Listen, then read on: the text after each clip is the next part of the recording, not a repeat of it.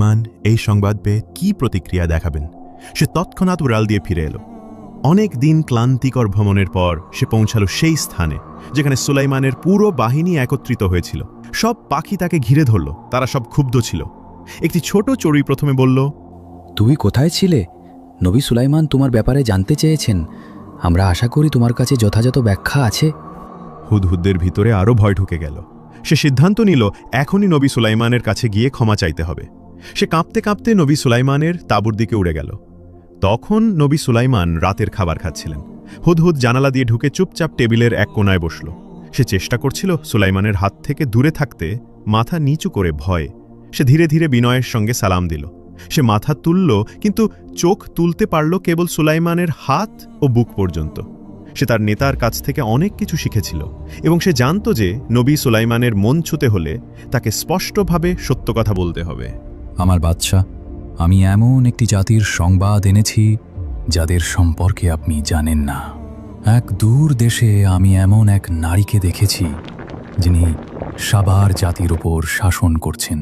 তিনি এক বিশাল সিংহাসনে বসেন এবং তার কাছে এমন সব জিনিস আছে যা কেউ চাইলেই পেতে পারে না।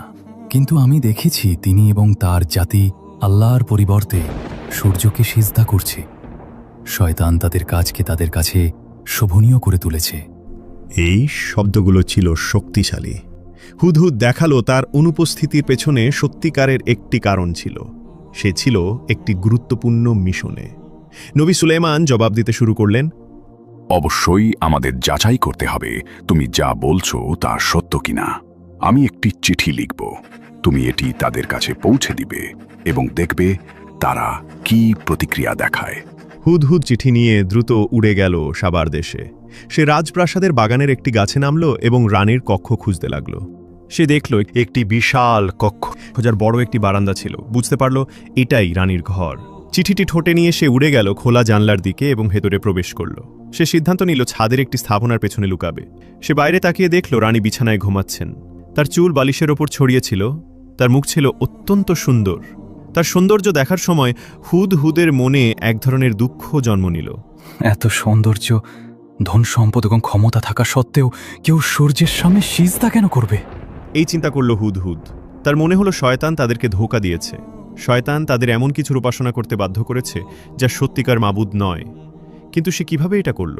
তারপর হুদহুদ ভাবল, যদি সুলাইমানের সেনাবাহিনী সাবার জনগণের সঙ্গে যুদ্ধ করে, তাহলে ফলাফল তো স্পষ্ট।